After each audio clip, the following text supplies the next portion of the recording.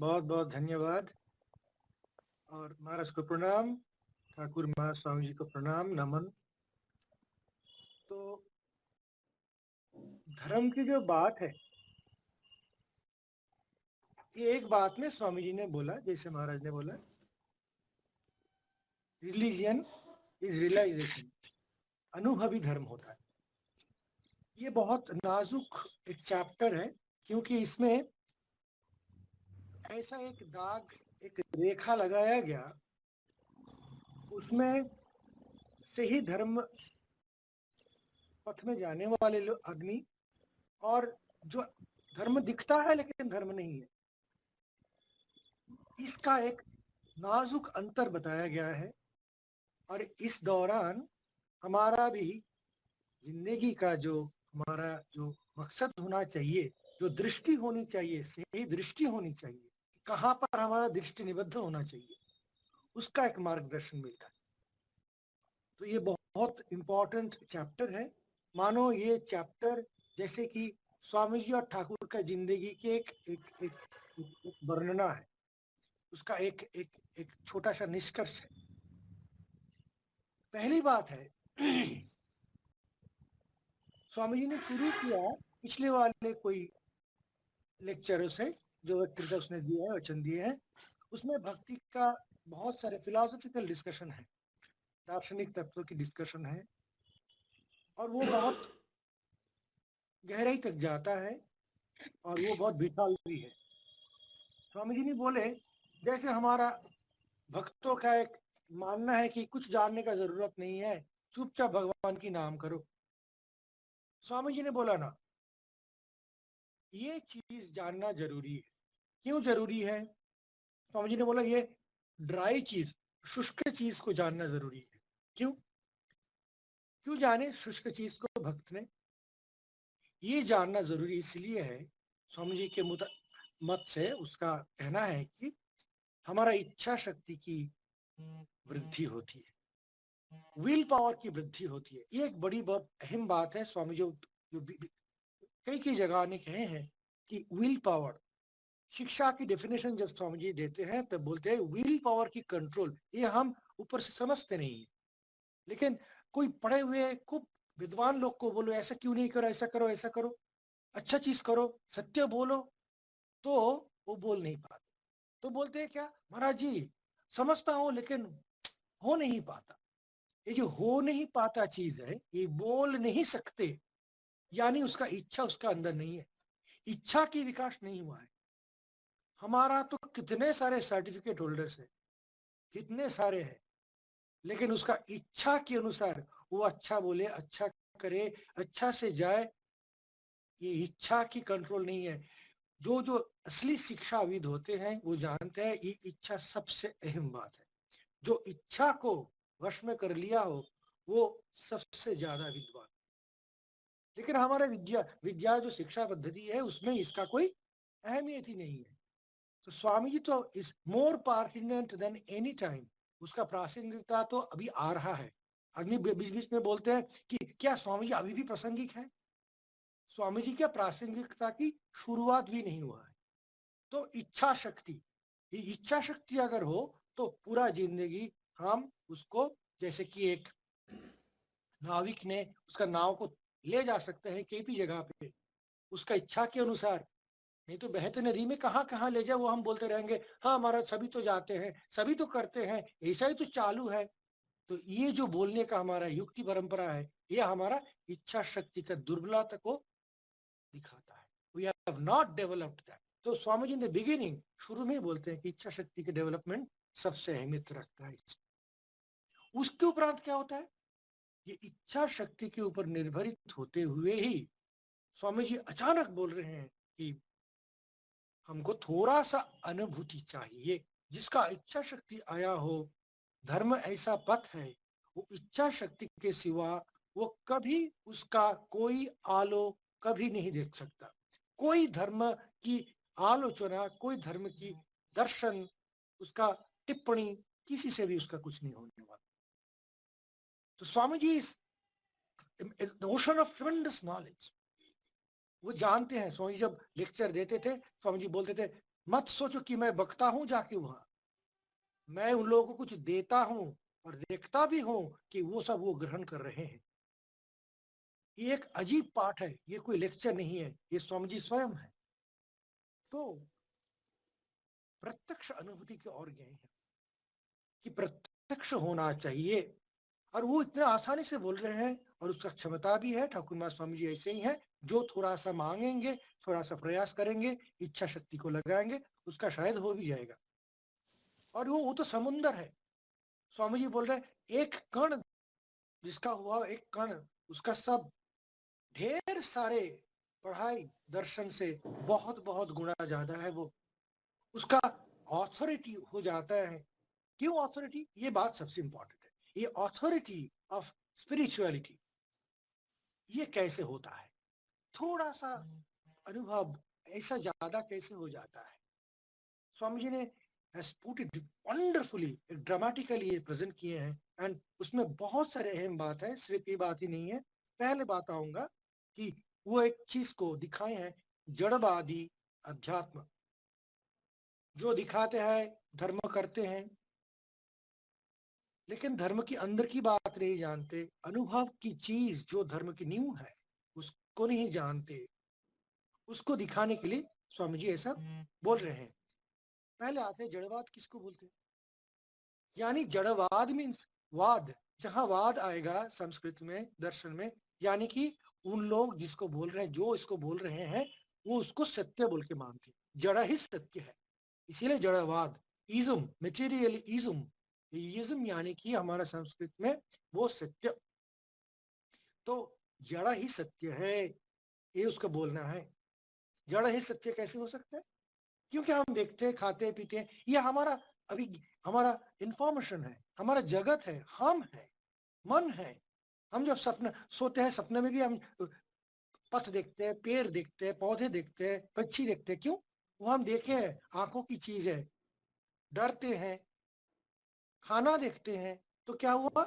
ये हमारा जड़ की प्रतिफलन होता है। हमारा अंतर बाहर जड़ ही जड़ है।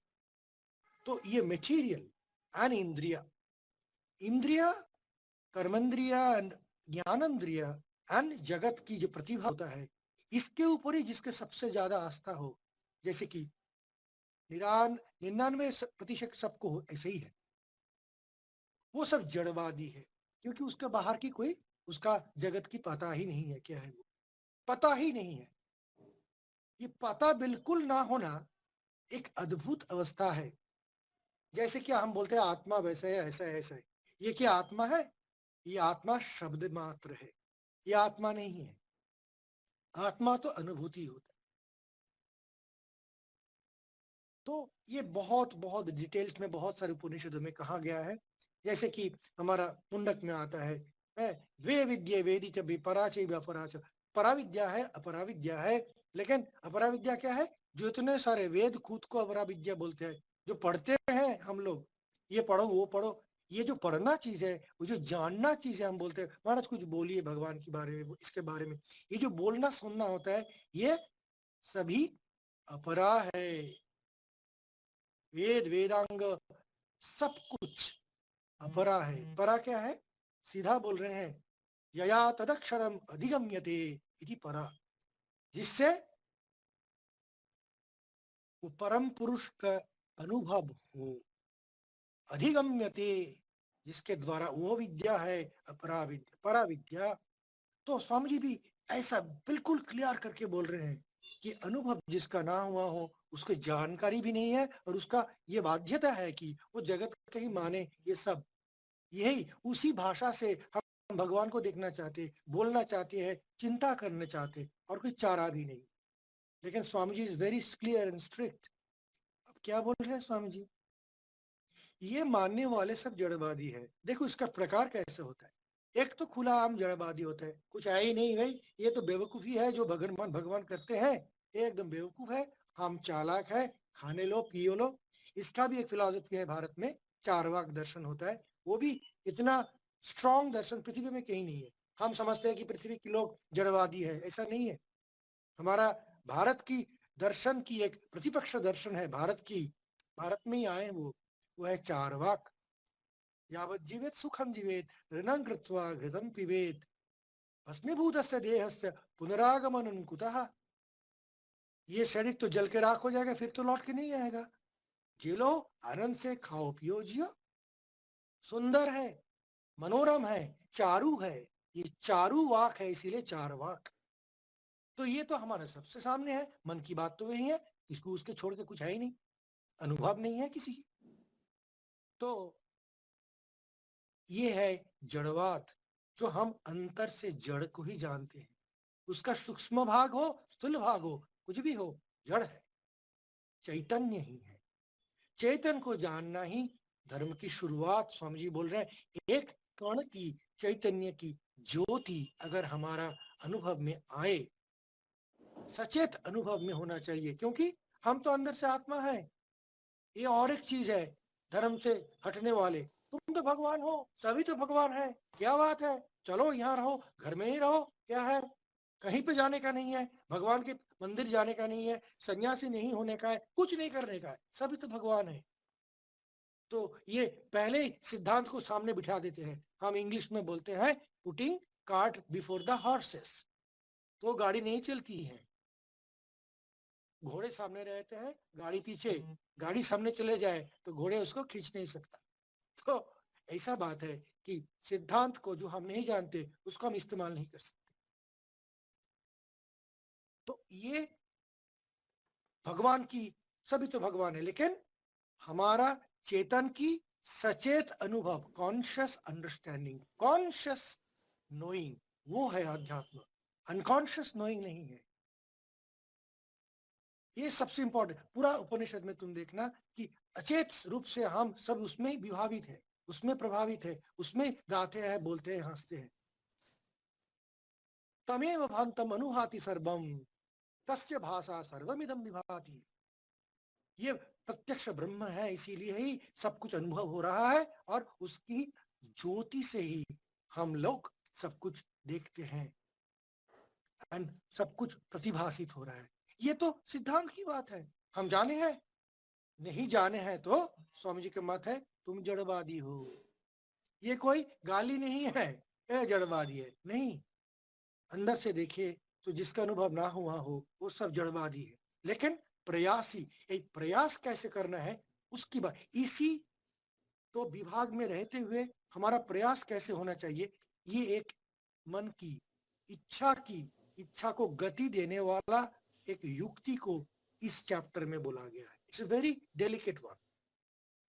कैसे हम इस जगह पे खड़े होके भगवान की और देखने का युक्ति प्रदान करें खुद को, ये देखने की बात है, ये सुनने की बात है। तो स्वामी जी बोले नाजुक चीज और से बोले, ज्यादातर धार्मिक लोग क्या बोलते हैं, ना ना वो तो ठीक है, भगवान नहीं है, लेकिन दूसरों को सेवा करना, परोपकार करना, बाड़ी बना लेना, गाड़ी लेना, दूसरों को जाके कैंप में जाके मेडिकल फैसिलिटी देना, कपड़ा देना, वो देना, फलाना देना, परोपकार करना, मन की अच्छा होती है, ये भी तो धर्म होता है। ये तो स्वामी जी बोले हैं कि उपयोगिता मूल की जो चीज है, यूटिलिटेरियन एक्सप्लेनेशन ऑफ रिलीजन, कितना उपयोगी होता है। 2-3 रसगुल्ला मिलता है, 2-3 खाना कचौड़ी मिल जाता है, 2-3 खिचड़ी मिल जाता है, भूखा को खाना, ये धर्म नहीं है।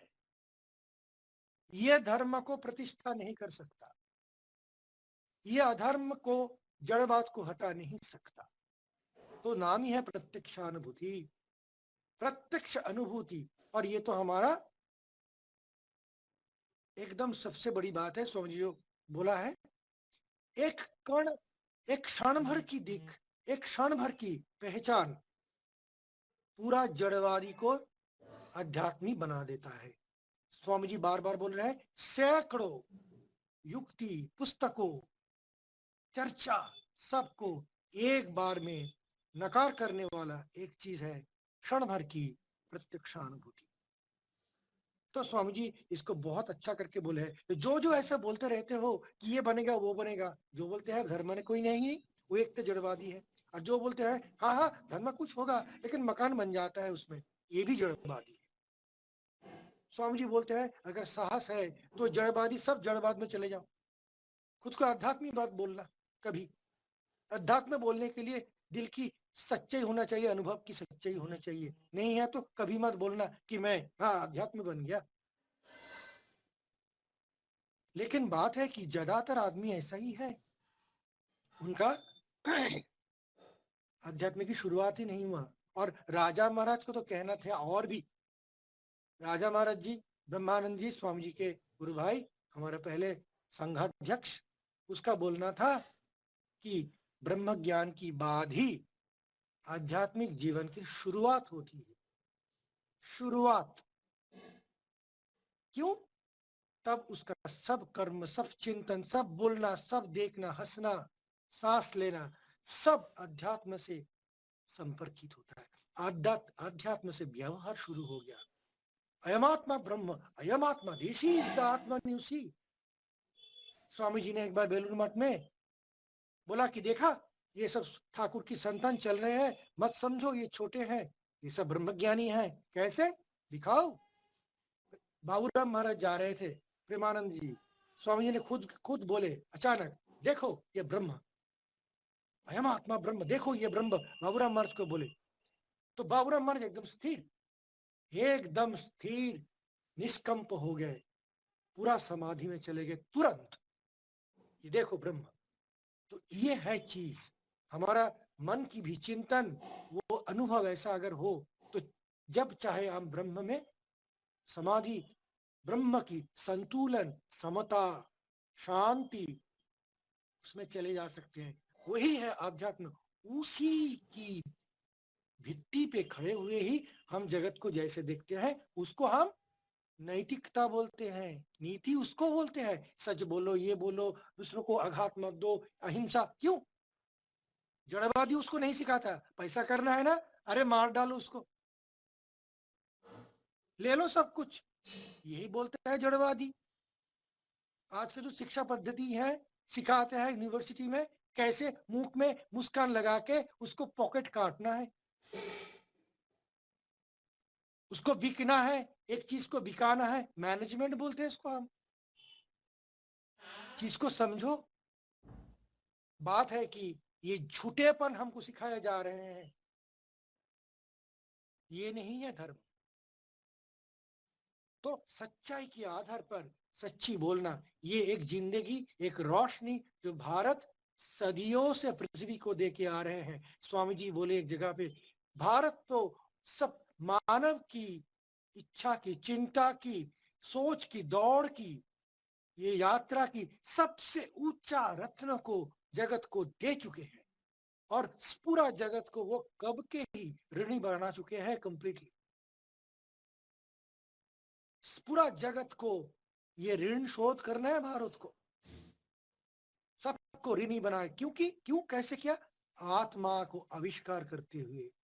स्वामी जी बोले एक चाषी, एक चाष करने वाला, खेती करने वाला, एक कामार, एक सोनार, कोई भी समझे कि मैं आत्मा हूं, तो उससे बड़ा, उसी काम में उससे बड़ा कोई नहीं होगा। एक छात्र अगर समझे मैं आत्मा हूं, उससे बड़ा छात्र कोई नहीं होगा। और यही जिंदगी का अल्टीमेट होता है। क्यों अल्टीमेट होता है? न धनेन न चेजया प्रज्ञया, किसी से कुछ न मेधया न बहुना श्रुतेन, किसी से कुछ नहीं होता है। दुख की मृत्यु की नाश होते हैं, एकमात्र होने वाला है उसमें ही अमृतत्व मानसु। अमृतत्व, ये अमृत नहीं होने से सब मृता।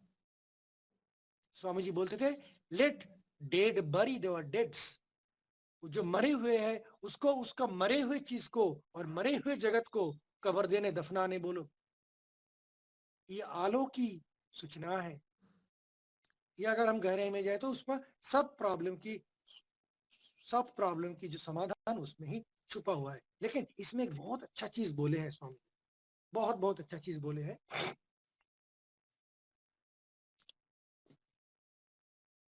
जैसे कि देखोगे, रिचुअल्स को बढ़ावा दिए हैं। जहां धर्म की प्राचीन काल से कोई महापुरुष ने किया हो, जप यज्ञ पूजा कुछ भी किया हो, नाम संकीर्तन, उसको एक धारा में रखा गया है। भारत की जनगण उसको ले चुके हैं। आप तुम हटा नहीं सकते चीज को। एक आज मौनी अवस्था चल रहा है, तुम कितना भी चिल्लाओ माइक लेके, वो कुछ नहीं है, बेकार है। चलो नाचे गाए, लोग जाएंगे लाखों, संगम में जाएंगे लाखों, कुंभ में जाएंगे लाखों करोड़ों, तुम हम मना नहीं कर सकते। ये जो परंपरागत, ये जो हमारा रीति होता है, वो क्यों? क्योंकि इस रीति ने ब्रह्म ज्ञानी को जन्म दिया है। इस रीति से ब्रह्म ज्ञानी साधकों को हम उठते हुए आते हुए देखे हैं।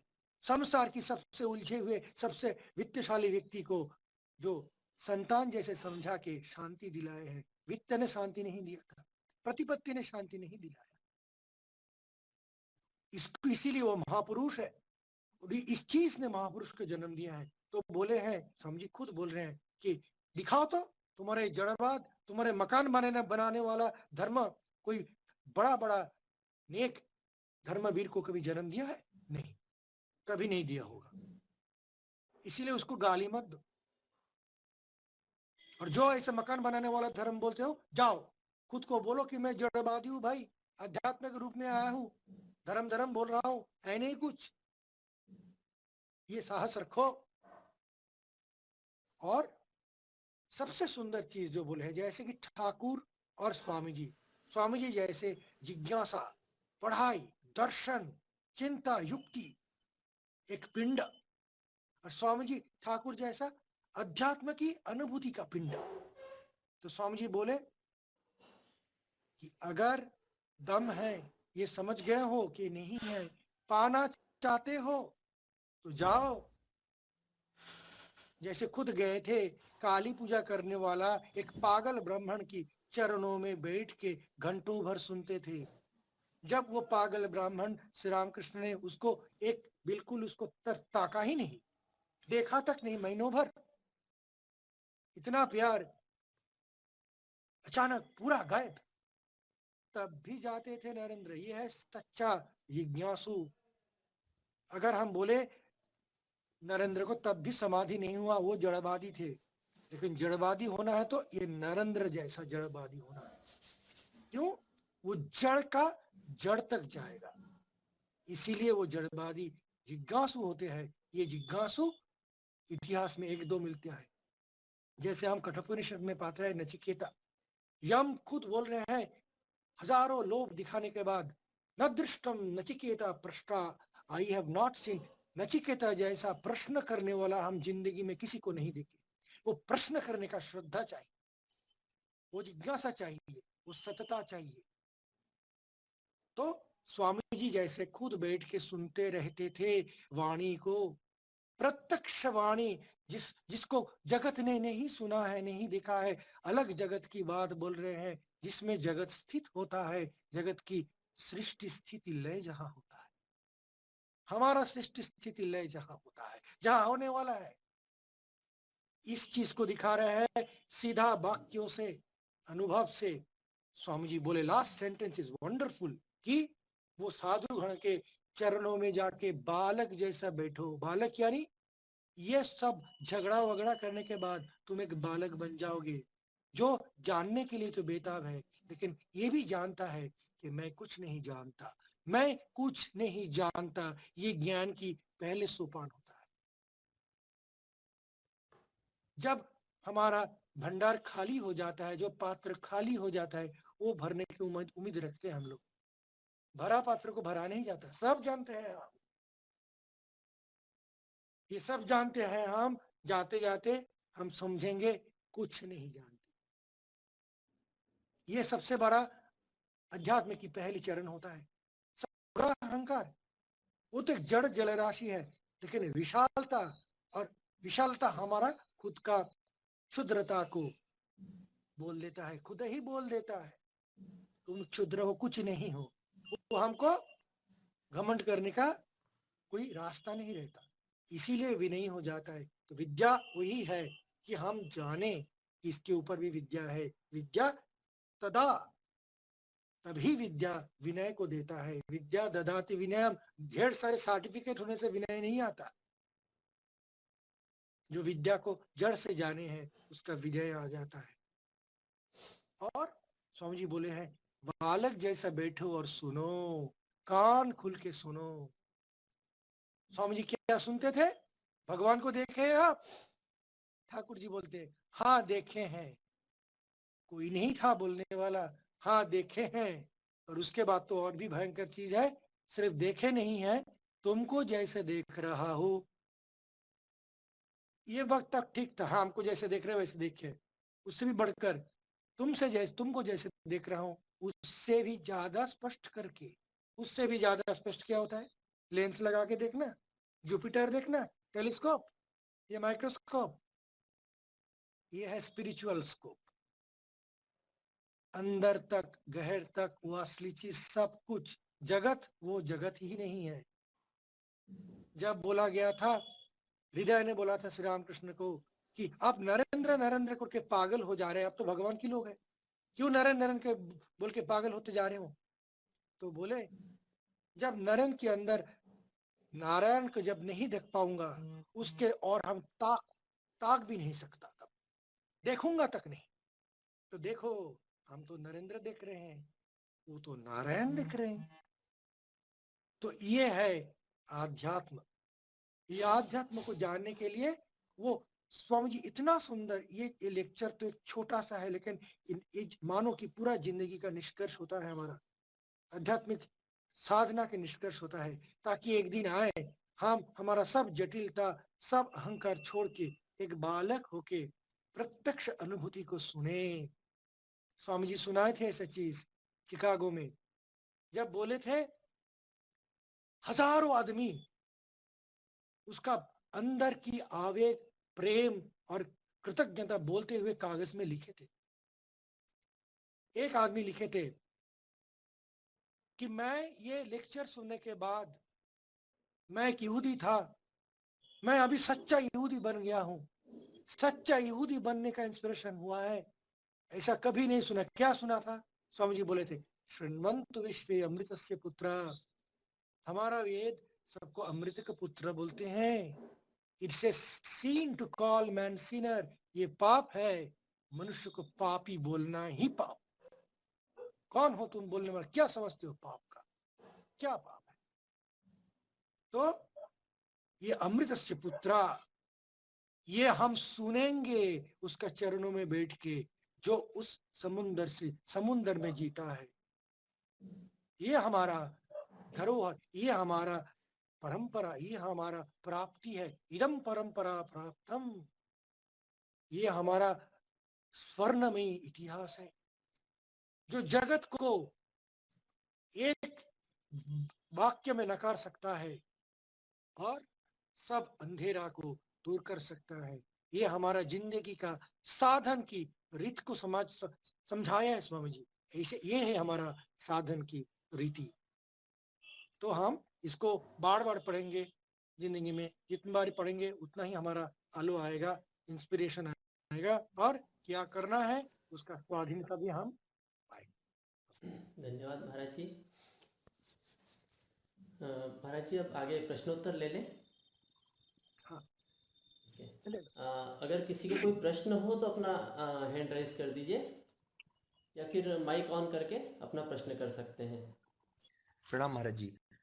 स्वामी जी ने जैसे कहा है कि जो ईश्वर की दया होती है वो पवित्र हृदय लोगों पर होती है।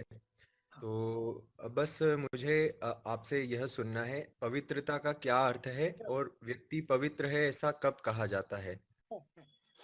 पवित्रता का बहुत सारी लक्षण होता है।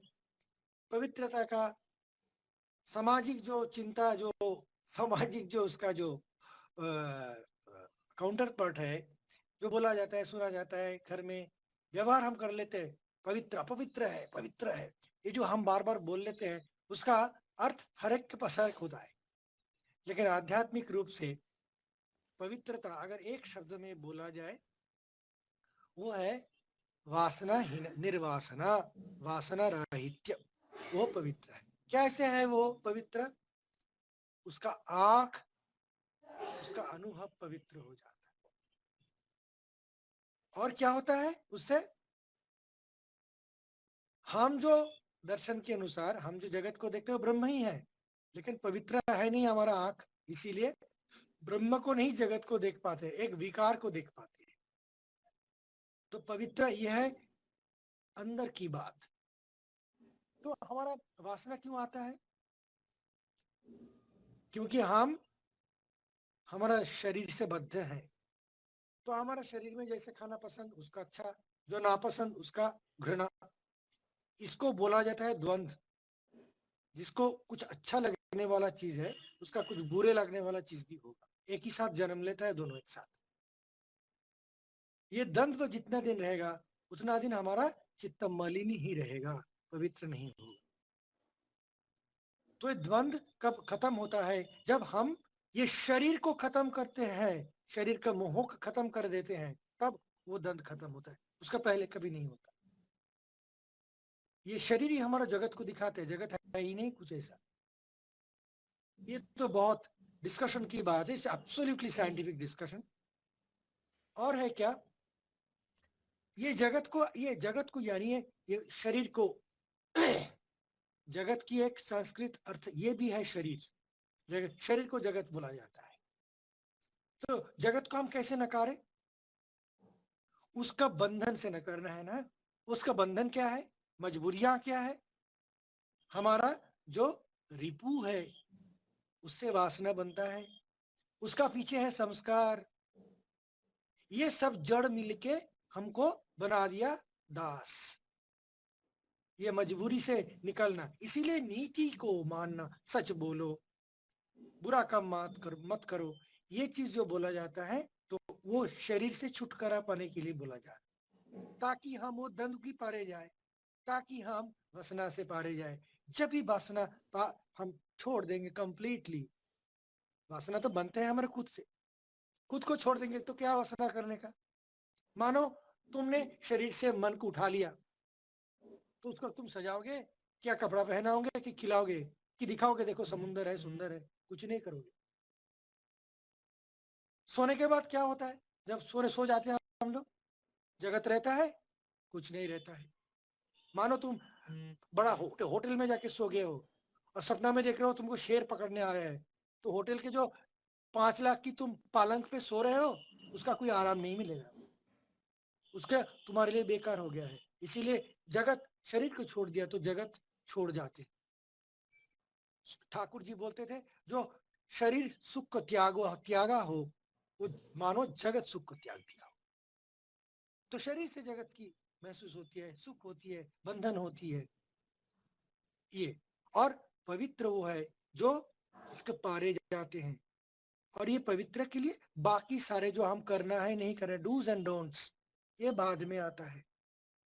लोग उसमें इतना अत्याचार कर लेते हैं ना, हाँ तुम झूठ बोले हो उसको मारो, अरे तुम मारने वाला कौन हो? तुम भी झूठ बोलते हो भाई। तो हम इस एक दूसरे को सुधारते हैं, गाली देते हैं, घृणा करते हैं, वो नहीं है। वो पवित्रता से और भी हटा देते हैं। तो पवित्रता रक्षा करने के लिए हम पवित्र से हटते जा रहे हैं, वो भी ठीक नहीं है। इसीलिए हम बोलते हैं देखो ये बहुत सारी चीज है। आचारात आचार्य, कौन सिखाएगा? जो आचार करेगा, खुद जो करेगा वो सिखाएगा। कैसे? आचार्य ने एवं, वो आचरण से ही हो जाता है, बोलना भी नहीं पड़ता। तो ये बहुत सारी सुंदर चीज, जैसे हम मानो एक फिजिक्स क्लास में गए हैं, एक टीचर है कुछ बोलते नहीं है, उतना सुंदर लिखते जाते हैं, पूरा चीज को सुलझा जाते हैं। कोई प्रश्न करे तब उसको बोलना नहीं पड़ेगा तुम पढ़ो, वो आते ही सब किताब खुलेगा, अरे ये तो भयंकर चीज आ गया भाई किताब खुलो। ये तो डांटेगा भी नहीं, बोलेगा भी नहीं, लेकिन अगर इसको मिस कर दिया तो हमारा मिस हो जाएगा जिंदगी। ये है आचार्य। सो हमारा बात है कि हम पवित्र होने के लिए छोटा छोटा, जैसे सुंदर स्वामी ने इतना सुंदर बोले हैं कि हमारा लड़खड़ाते हुए जो चरणों से हम जाते हैं, इसको धकल मत दो, इसको सहायता करो। ये बहुत सुंदर, इतना कवित्वपूर्ण स्वामी जी बोले हैं। लड़खड़ाते हुए जो साधक होते हैं इसको टोका मत दो। इसमें और एक भाव भी छुपा है जो ठाकुर का भाव है, वो है दूसरों को भाव को नष्ट नहीं करना। सब सबका भाव में जाते हैं, उसका भाव में रहने दो। और पवित्रता शुरुआत अगर हम बोले तो सत्य बोलना, दूसरों को हिंसा मत करना। और स्वामी जी ने एक चीज बोले है धर्म की सार की, परोपकाराय पुण्याय पापाय परपीड़नम। दूसरों को उपकार करो, दूसरों को पीड़ा मत दो। अगर ये दोनों हम करें, सच बोले, तो हम पवित्रता के पथ में ऑलरेडी चलना शुरू कर दिए हैं। और ये हमारा पता चल जाएगा कि वासना से, द डिजायर जो सबके अंदर में है, कोई बोलता है भगवान लाभ तो एक डिजायर होता है, उसका क्या हुआ? तो इसका भी उत्तर है, इसका भी जोड़ है। ठाकुर जी की बात हम बोले तो ठाकुर जी बोलते हैं देखो पैर में एक एक एक एक, एक कांटा चुभे हैं, उसको उठाने के लिए और भी कांटा चाहिए, वैसे उठ नहीं जाएगा। तो एक दूसरा कांटा है भगवान की इच्छा, शुद्ध बनने की इच्छा, निर्वासना होने की इच्छा। ये इच्छा से वो वासना, भयंकर दुख, वो मोह, सब कुछ, वो भयंकर हिंसा सब उखड़ जाता है। तो दोनों कांटा चाहिए। उसके बाद दोनों फेंक दो, यानी ये धर्म की जरूरत नहीं होता था।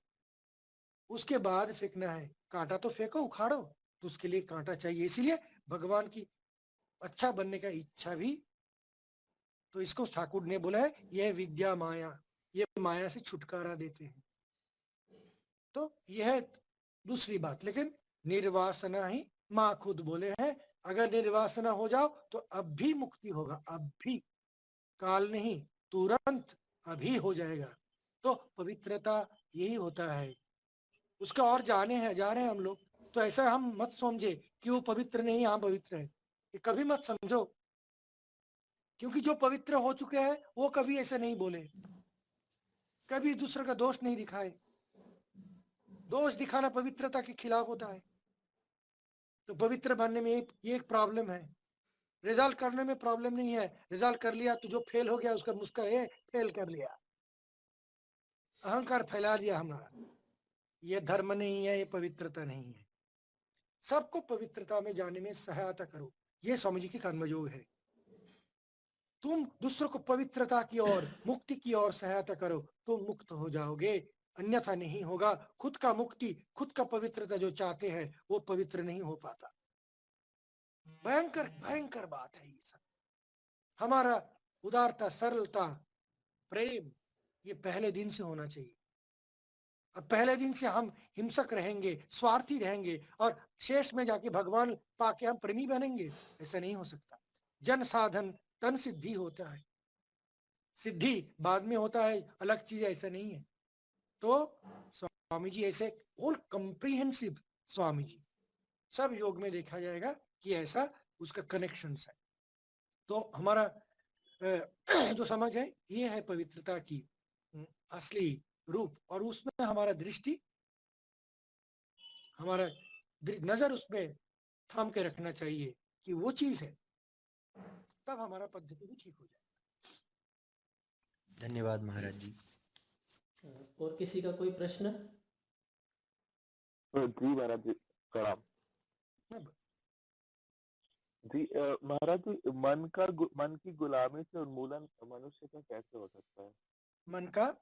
मन जैसे इंसानों का, जैसे मन का गुलाम होना, तो ये मन की गुलाम गुलामी होना जी, तो उसका उन्मूलन कैसे होगा, क्या अभ्यास है उसकी?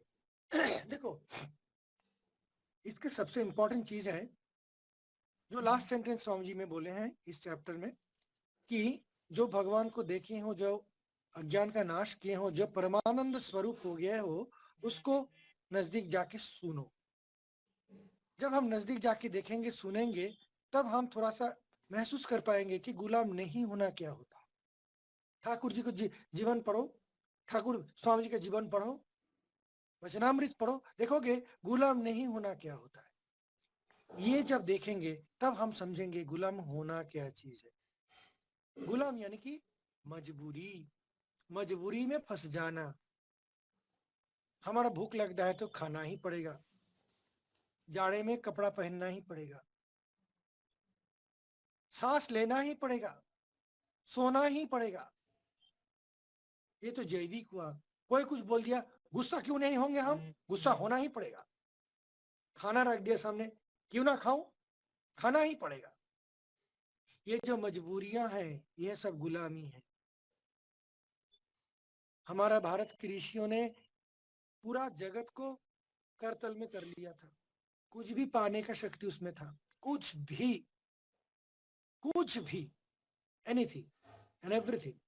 उसके बाद उसका मन में प्रश्न आया कि हम तो असल में गुलाम हैं, इसको पाने बगैर नहीं रह सकते, ये इच्छा के बगैर नहीं रह सकते, हम तो इच्छा के गुलाम हैं, ये तो बढ़ते जाते हैं। तो गुलामी हमारा इतना चेष्टा की, निष्कर्ष ये हुआ कि हम गुलाम बन गए। उसके बाद उसने वेदांत की यात्रा शुरू की। तो स्वामी जी ने बोले, तुम समझ भी नहीं सकते, कल्पना भी नहीं कर सकते, हमारा ऋषियों ने कितना साहसी था। तो ये गुलामी से बाहर होने के लिए बहुत साहस की प्रयोजन होती है। एक तो गुलामी को समझने के लिए साहस की प्रयोजन होता है, उसके बाद उससे बाहर निकलने का। तो जब हम बाहर निकालेंगे खुद को, तब हम पहला एहसास करेंगे, हाँ हम तो गुलाम ही थे। तो गुलाम एक बात है, एक मजबूरी की अवस्था है। तुम बोलोगे सभी तो मजबूर है, तो हम बोलेंगे सभी गुलाम है, क्या प्रॉब्लम है? तो गुलाम हम, जैसे हम बोले कि मन लगा के पढ़ो, मन नहीं बैठ रहा है, यानी कि मन हम खुद को चला रहे हैं, मैं मन को नहीं चला सकता, मैं मन का गुलाम हूं, मन मेरा गुलाम नहीं है। ऐसा बुद्धि, ऐसे चिंता, ऐसा मन, ऐसे सब कुछ। तो गुलामी में क्या होता है? गुलामी में केवल यातना होता है, यंत्रणा, पेन। एक दास को हम खाना दे दे, वो तो भरपूर खा लेगा, लेकिन जब तक नहीं देंगे वो खा नहीं सकता, वो गुलाम है। वो हमारा मुंह के ओर देखेगा और खाने के लिए तड़पेगा, ये गुलामी है। हम हमारा मन के ओर चाहते हैं, मन तुम क्या चाहते हो? हमारा मन की इच्छा नहीं हो रहा है, हमारा मन के ये पसंद है, उसको खरीद दो, वो चाहे कुछ भी हो मुझे कर दो, ला दो। गुलाम मन की ओर ताक के बैठे हूं हम लोग, और गुलामी करते रहते, बोलते हैं हम बहुत रुचिशील हैं, हम बहुत स्वाधीन हैं, हम बहुत अमीर हैं, हमारा क्या सिलेक्शन है, क्या चॉइस है। ये सब गुलामी। तो गुलामी की अगर तुम ढेर सारे चिंता करो, देखोगे हमारे ये सभी गुलामी में पड़ता है। तो इस सब गुलामी से छुटकारे देने के लिए एकमात्र भारत के ऋषियों ने साहस दिखाया था, और वो उससे छुटकारा भी पाए थे और दिखाए भी थे हम सबको। ये सबसे बड़ी बात है। महाराज जी, मेरा एक प्रश्न था। बोलो। प्रत्यक्षानुभूति और आत्मानुभूति में क्या अंतर है?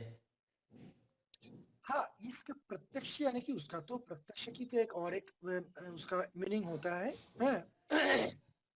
कि देखना, डायरेक्ट परसेप्शन। लेकिन इसको प्रत्यक्षानुभूति यानी कि हमारा, इसको हमारा दार्शनिक लोगों ने, जो मुनियों ने, ऋषियों ने इसको बहुत चर्चा किया। प्रत्यक्ष हो ही नहीं सकता, क्योंकि प्रत्यक्ष में आंखों के सामने देखना, आंखों देख चीज जैसे हम बोलते हैं ना, उसको प्रत्यक्ष बोलते हैं, जिसमें इंद्रिय इन्वॉल्व होता है। तो इंद्रिय तो नहीं जा सकता, तो इंद्रिय अगर नहीं जा सकता तो कैसा है? अनुभूति भी है। तो इसके लिए उसको अपरोक्ष अनुभूति बोला जाता है। लेकिन प्रत्यक्ष इसलिए बोला है स्वामी जी ने मेरे ख्याल से कि directly go to the perception of religion, spirituality. जब हमारा सबसे ऊंचा धर्म की जो प्रत्यक्ष होता है, जो अद्वैत वेदांत की जो समत्व समरसत्व है, एकत्व है, यहाँ दो नहीं होता है, वो अपरोक्षानुभूति है। लेकिन उसको पहले भी भगवान को हम बहुत तरह से जान सकते हैं, जिसमें हम रहते हैं, मेरा ये सत्ता रहते हुए भी हम देख सकते हैं। तो वो सभी प्रत्यक्ष होता है, लेकिन आध्यात्मिक प्रत्यक्ष, जिसमें हमारा ये जगत की पारे का चीज को पता चल जाता है, देख पाते हैं हम लोग। तो इसीलिए वो प्रत्यक्ष अनुभूति, इसको ही स्वामी जी बोले हैं, तो उसमें खुद ही बोले हैं कि इसको पारे जाना, ये जगत, ये जड़ बात की पारे जाना। जिसने भगवान की वो प्रेम को, वो अनंत स्वरूप को, वो चैतन्य को आस्वाद किया हो, देखे हो, उसके चरणों में जाओ।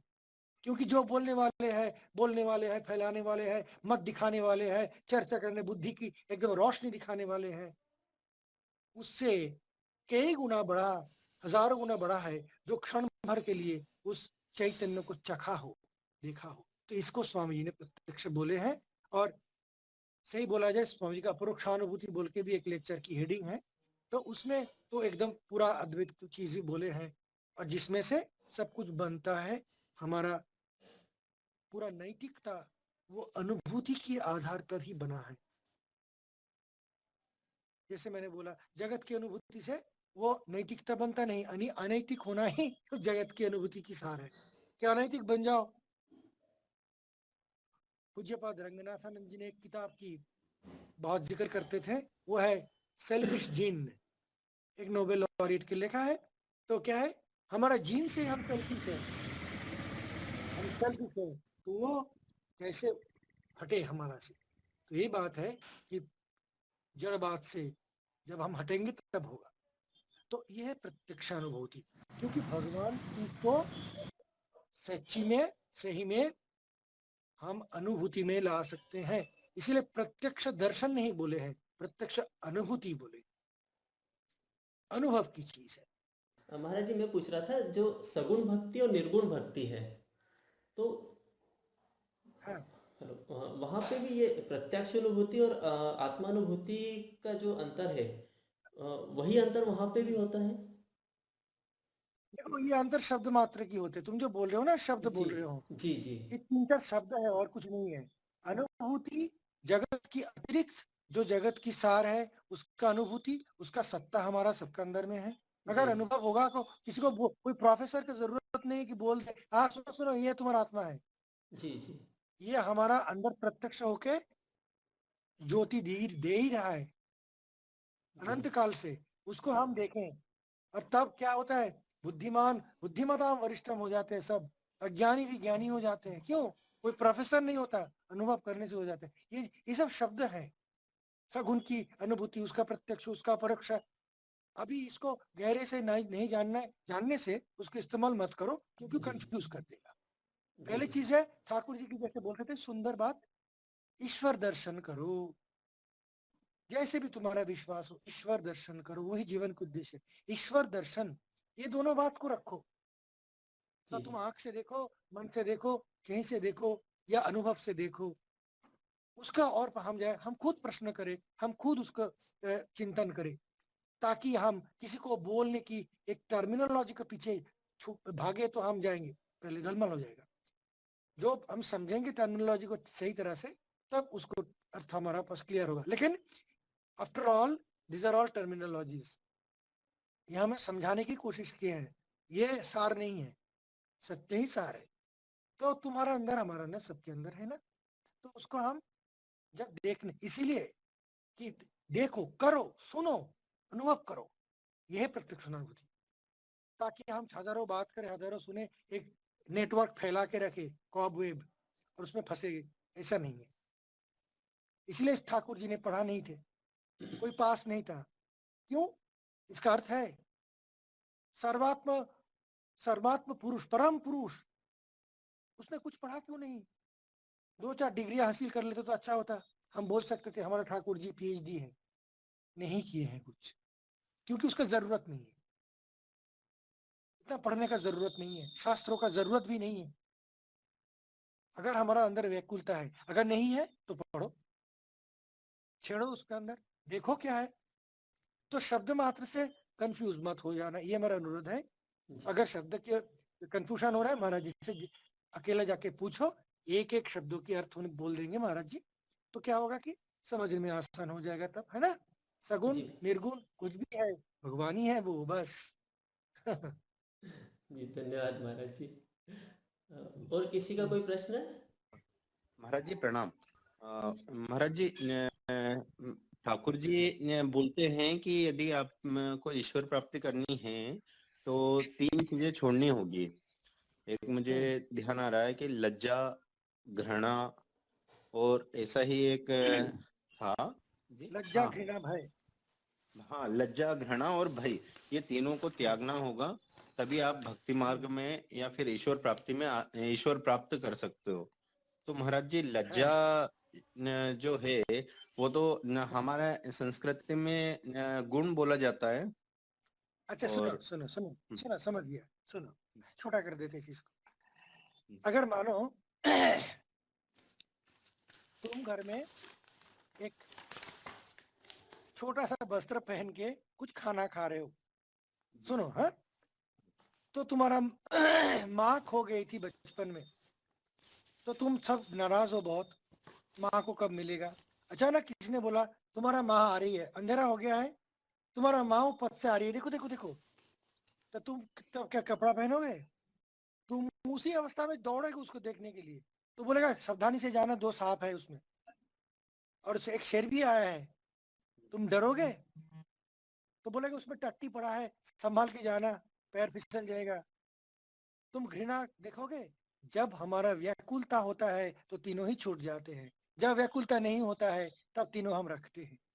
तो ईश्वर दर्शन के लिए व्याकुलता जरूरी है। इस व्याकुलता ऐसा होता है कि हमारा लज्जा घृणा भय नहीं रहता है। अगर लज्जा ही सब कुछ होता तो ठाकुर जी का वस्त्र हम नहीं देखते। पढ़ो वचनामृत, वस्त्र उसका नहीं है। क्यों? उसका शरीर बोध ही नहीं है। शरीर में क्या लगा हुआ है वस्त्र, उसका तो और भी बोध नहीं है। तो सबके सामने है, तो खुद वो बीच बीच में बोलते हैं आप क्या भद्रलोक हमको निर्लज्ज समझते हो?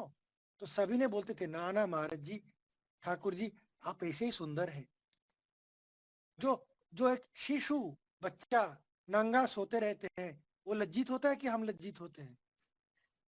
सुखदेव की कहानी आते हैं, ब्रह्मज्ञानी वो जब जा रहे हैं पूरा नंगा, तो ढेर सारे माता जी ने बैठे हुए थे, उसको देखा तक नहीं। क्यों? उसके अंदर काम आया ही नहीं। तो ये बहुत ऊंची बात है। अगर ऊंची ना हो तो हम निर्लज्ज होकर घूमे, ऐसी बात नहीं है। तुम जो बोले हो ठीक बोले हो कि हमारा ये समाज की नींव है। उसका भी है कि जब तक तुम ये व्याकुल ना हो तब तक लज्जा बनाए रखो, भय बनाए रखो, घृणा भी बनाए रखो। लेकिन वो दूसरों को टॉर्चर करने के लिए नहीं, दूसरों को अत्याचार करने के लिए नहीं कि तुम बेशरम हो, तुम गंदा हो, ऐसा नहीं। हम खुद की शर्म को खुद बजाय रखें। हमारा लज्जा बचाए क्यों रखें? ताकि हम अनैतिक ना बन जाए, क्योंकि नीति का जरूरत है। और उसका जिक्र हम किए हैं अभी, क्यों नीति का जरूरत है। तो ये सब तो हमारे लिए ठीक है, लेकिन ठाकुर जी क्या बोले, भगवान के पाने की जो व्याकुलता हो वो कैसा होता है, तब ये तीनों छोड़ना पड़ता है। यानी कि तब ये तीन भी छूट जाते हैं। जो 3 दीवारें हमको रक्षा करता रहा, जब हम पूरा मुक्त होंगे वो 3 दीवार को भी तोड़ना पड़ेगा। क्योंकि माँ एक जगह ने बोलते हैं, पूरा सीधे बोले हैं, अद्भुत बात है, जिसका हो भय उसका हो जय। यानी कि जिसका सावधान, तो जो सावधानी वर्ते उसका जय होता है। असावधानी कुछ भी कर रहा है उसका निर्भीक नहीं बोलते, वो बेवकूफ बोलते हैं। जो कपड़ा खोल के घूमते हैं उसका लज्जा जय करना नहीं बोलते, निर्लज्ज बोलते हैं। तो उसको अलग अलग चीज है। तो भगवान लाभ की जो व्याकुलता हो उसकी दृष्टि से बोला गया है, चरम चीज बोला गया है कि इतना प्यार से रखा गया। जो 3 चीज है हमारे नजदीक, लज्जा घृणा और भय, हम कभी खोते नहीं। उसको हम भगवान के लिए खो देंगे, क्योंकि वो इतना प्रिय है और ये सबसे बाहर है। ओम शांति शांति शांति। हरि ओम तत्सत। श्री राम कृष्णार्पणमस्तु।